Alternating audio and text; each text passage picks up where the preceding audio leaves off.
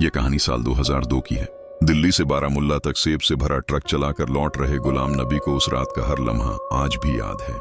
सर्दियों की कड़कड़ाती रात थी, घना कोहरा था और सड़क बिल्कुल सुनसान। घड़ी में रात के 2 बजे थे जब ट्रक नौगाम पुल पार कर रहा था। अचानक हेडलाइट की रोशनी में एक औरत दिखाई दी।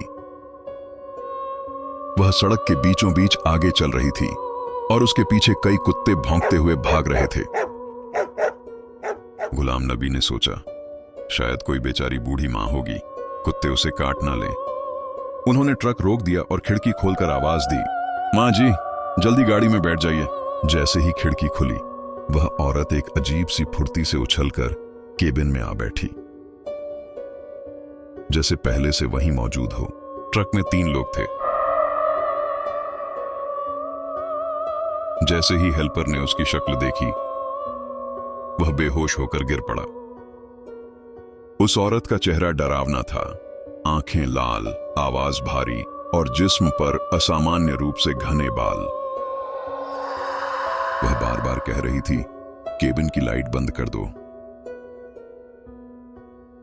धीरे धीरे उसके पैरों की तरफ देखने लगा और फुसफुसाया, ये इंसान नहीं है।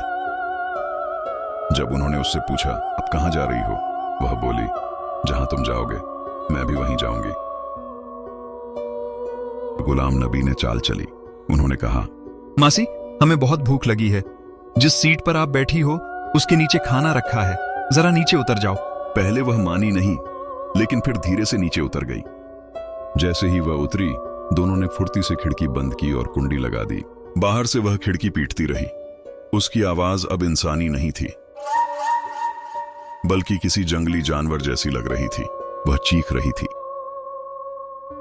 गुस्से से गुर्रा रही थी, लेकिन उन्होंने दरवाजा नहीं खोला।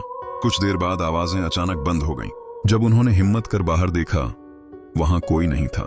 सड़क खाली थी, सिर्फ ठंडी हवा चल रही थी।